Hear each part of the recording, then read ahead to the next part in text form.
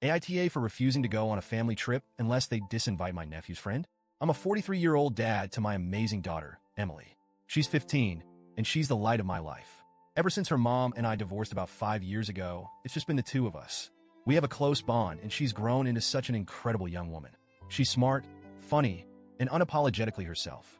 She'll proudly tell anyone who asks that she's a nerd, and she means it in the best way. Anime, Star Wars, gaming, cosplay, you name it, she's into it.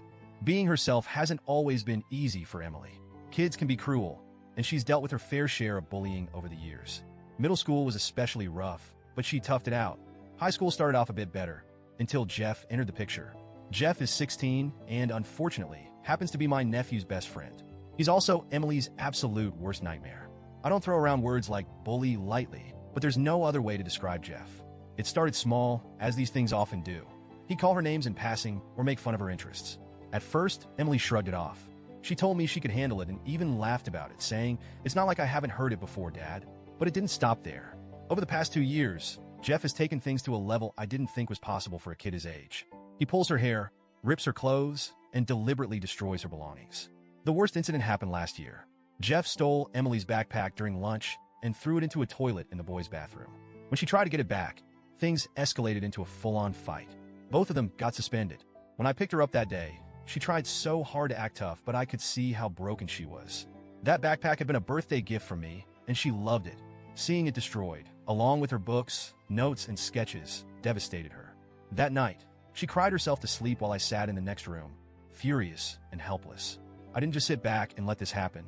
I've done everything in my power to protect Emily from Jeff. I've had countless meetings with the school.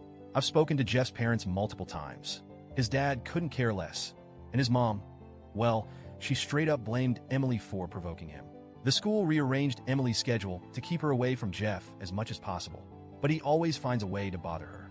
He waits for her outside of class, intercepts her in the hallways, and even messes with her stuff in the cafeteria.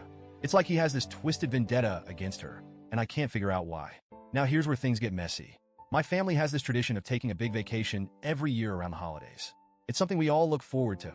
2 weeks together in a cozy rental, just relaxing, catching up, and enjoying each other's company. Emily loves these trips. It's one of the few times she gets to hang out with her cousins without the stress of school or social drama. We've been doing it for years, and I've always appreciated how close it's kept us as a family. This year, we're supposed to leave in a week. I was on the phone with my sister, finalizing plans, when she casually mentioned buying Jeff a winter coat for the trip. Wait, what? Jeff is coming? I stopped her mid-sentence, trying to process what she'd just said. Why is Jeff coming? I asked. Oh, she replied, brushing it off like it was no big deal. He's practically family. Plus, his home life is rough. We thought it would be nice for him to get away for a bit. I felt my blood pressure spike. Emily and I aren't going if Jeff is coming, I said flatly. My sister was stunned. She tried to convince me that I was overreacting. She said Jeff isn't that bad and that he's just a troubled kid who needs some support. She brought up his parents' divorce and how unstable his home life is. She even suggested that Jeff might have a crush on Emily, which made my skin crawl. A crush? I snapped. Is that what we're calling harassment now? The conversation went downhill fast. She accused me of being selfish and said I was punishing Jeff for things that aren't his fault. I reminded her of everything he's done to Emily. The name-calling, the destruction of her belongings, the fight that got her suspended. Her response? I know, but Jeff needs this. Jeff needs this? What about Emily? Does she not deserve to feel safe and happy on what's supposed to be her vacation too? I stuck to my guns and told my sister that my decision wasn't changing. If Jeff goes, we stay home. End of story. That's when all hell broke loose. The family group chat lit up like a Christmas tree. My parents are begging me to reconsider, saying the trip won't be the same without us. My brother chimed in with the classic boys will be boys line, which made me want to throw my phone across the room. Meanwhile, Emily overheard part of the conversation and started panicking. She asked me point blank if Jeff was going, and when I hesitated, she broke down. It wasn't just tears. It was a full-blown panic attack.